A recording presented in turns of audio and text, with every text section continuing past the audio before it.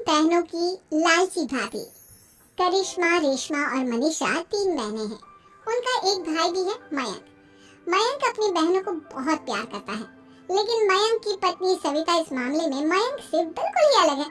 वो अपनी ननदों का जितना बुरा कर सकती है उतना बुरा करती ही रहती है और अपनी ननदों पर हुक्म भी चलाती है।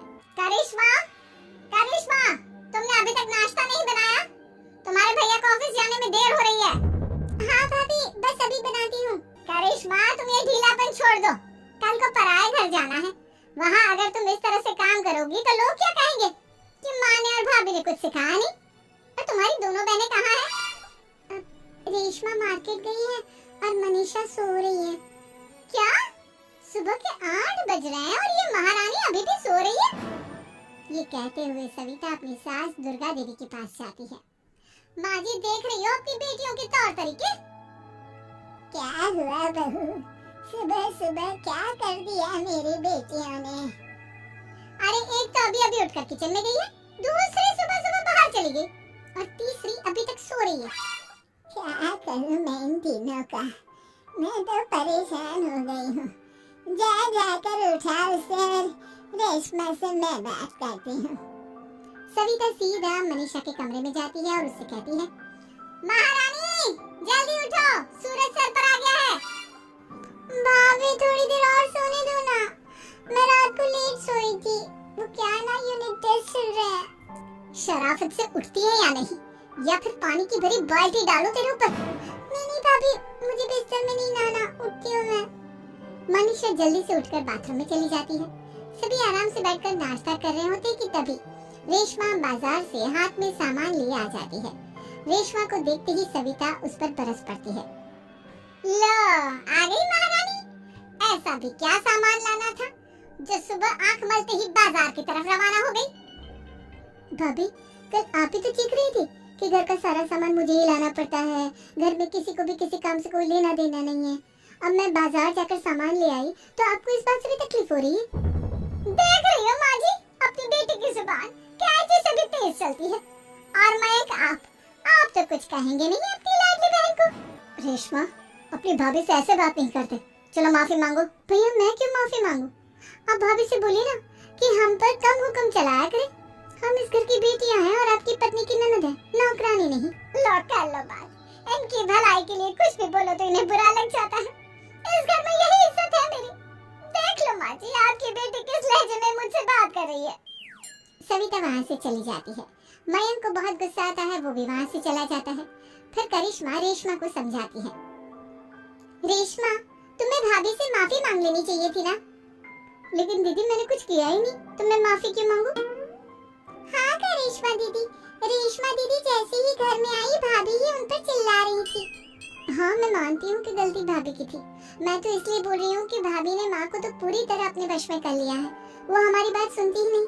मयंक भैया हमारे लिए हमेशा खड़े रहते हैं, इसलिए उनकी बात का मान तो तुम्हें रखना चाहिए था ना। कोई फायदा नहीं दीदी, कुछ दिनों की बात और है, भाभी उन्हें भी हमारे खिलाफ भड़का देंगी। फिर वो भी माँ की तरह हमारी किसी बात का विश्वास नहीं करेंगे। इसी तरह सविता अपनी तीनों ननदों को किसी न किसी बात पर परेशान करती रहती थी। एक दिन मयंक अपनी तीनों बहनों के लिए गिफ्ट लाया। क्या रेशमा, ये तुम्हारे लिए हार का सेट। रेशमा, तुम्हारे लिए सुंदर सी ड्रेस। और मनीषा, तुम्हें किताबें पसंद है ना, तुम्हारे लिए किताबें लाया हूँ। थैंक यू भैया, थैंक यू भैया, थैंक यू भैया। करिश्मा, तुम्हारा नेकलेस कितना सुंदर है, ये भैया कहाँ से ले आए होंगे? मैंने भैया को 3 दिन पहले फोन पर ये डिजाइन दिखाया था और आज भैया ये ले आए। सविता तो अपनी ननदों के गिफ्ट्स देखकर जल गई और करिश्मा का नेकलेस तो उसे भी बहुत पसंद आया था। अपनी बहनों के लिए कितना अच्छा नेकलेस लेकर आए हैं, मुझे कभी कोई गिफ्ट नहीं दिया। मैं आज ही ये हार चुरा लूंगी। रात में सविता करिश्मा का हार चुरा लेती है और इसी तरह उसे अपनी ननदों की जो भी चीज अच्छी लगती वो उसे मांगती नहीं, बल्कि रात के अंधेरे में चुरा लेती। इसी तरह दिन बीतते गए और सविता ने मयंक के दिल में भी उसकी बहनों के लिए नफरत पैदा कर दी। एक दिन मयंक ने करिश्मा और रेशमा के लिए रिश्ता देखा और ये बात उसने घर में सबको बताई। माँ, करिश्मा और रेशमा के लिए बहुत अच्छा रिश्ता आया है, वो लोग कल इन्हें देखने आ रहे हैं। आप और सविता मिलकर सारी तैयारी कर लेना। ये सुनकर करिश्मा और रेशमा खुश हो जाती हैं, लेकिन सविता सोचती है, अगर इन दोनों बहनों की शादी हो गई तो घर और बाहर का काम कौन करेगा? मनीषा तो एक नंबर की कामचोर है, उससे तो किसी बात की उम्मीद लगाना ही बेकार है। मुझे इस शादी को रोकना होगा। अगले दिन सभी लड़के वालों के स्वागत की तैयारी करने में लगे होते हैं। तभी मयंक अपनी बहनों से आकर कहता है, तैयार हो गए तुम दोनों?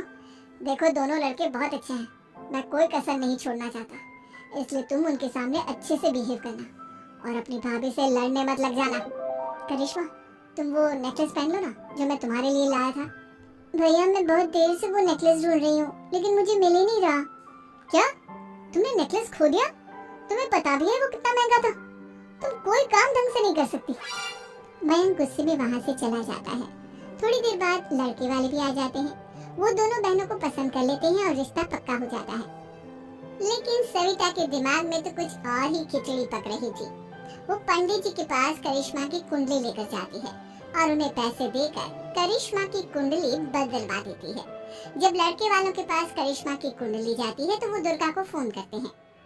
बहन जी, हमने करिश्मा की कुंडली अपने पंडित जी को दिखाई थी। आपकी बेटी की कुंडली नहीं बल्कि दोषों का पिटारा है। देखिए, मैं और मेरे पति इन सब बातों में बहुत विश्वास करते हैं, इसलिए हम आपकी बेटी से अपने बेटे की शादी नहीं करा सकते। इस तरह करिश्मा का रिश्ता टूट जाता है और सभी घर वालों को बहुत दुख होता है। अब कविता सोचती है, चलो करिश्मा का तो रिश्ता टूट गया, अब रेशमा का भी रिश्ता तोड़ना है। क्या करूं? अब सविता आवाज बदलकर किसी अननोन नंबर से रेशमा के होने वाले ससुराल में फोन करती है।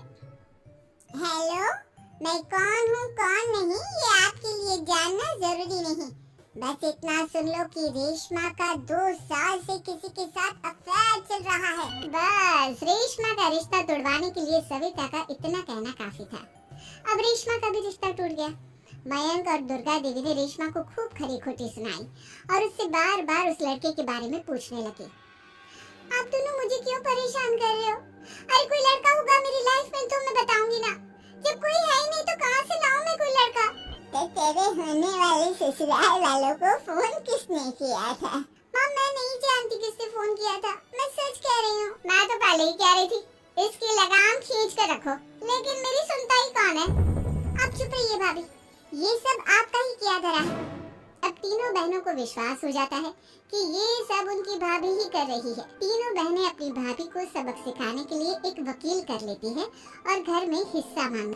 देखो भैया, माँ बाप की जायदाद में जितना बेटों का हक होता है उतना ही बेटियों का, इसलिए इस घर के 4 हिस्से होंगे और हमें अपना हिस्सा चाहिए। मैंने तुम्हारे लिए क्या क्या नहीं किया और तुम इस घर में हिस्सा मांग रही हो? भैया, आप और माँ हम बहनों की कोई बात नहीं सुनते हो और भाभी हमारी शादी नहीं होने देगी क्योंकि उन्हें लगता है कि आप हमारी शादी में ज्यादा पैसा लगाओगे और उन्हें हम जैसी फ्री की नौकरानी कहाँ मिलेगी। तो हम भाभी के साथ तो रह नहीं सकते, हम बहनों को अपना हिस्सा चाहिए। अरे तुम्हें शर्म आनी चाहिए अपनी भाभी पर ऐसा इल्जाम लगाते हुए, वो तुम्हारे बारे में कितना सोचती है। हाँ माँ, भाभी हमारे बारे में बहुत सोचती है, दिन रात बस यही सोचती रहती है कि किस तरह से अपनी तीनों ननदों को परेशान करूं और कभी मुझे पढ़ने भी नहीं देती। दोनों बहनों का रिश्ता भी तो इन्होंने ही तोड़वाया है और रात में हमारे कमरे में आकर हमारी चीजें भी चुराती हैं। इसी तरह सविता की तीनों ननदें अपनी बात पर अड़ी रही। अब कोर्ट में तारीख भी शुरू हो गई। जब सविता को लगा कि उसकी तीनों ननद इतनी आसानी से नहीं मानने वाली, तो उसने अपने पति और सास को सारी सच्चाई बता दी और अपनी तीनों ननद से माफी मांगी। मयंक और दुर्गा को भी अपनी गलती का एहसास हो गया। अब सविता खुद करिश्मा और रेशमा के लिए अच्छा रिश्ता ढूंढती है और उनकी शादी करवाती है। तो हेलो बच्चों, अगर हमारा वीडियो अच्छा लगा तो हमारे वीडियो को लाइक और सब्सक्राइब करो और हमारे चैनल का नाम डालो BPS by 44 और हमारे वीडियो को देखकर एंजॉय करें।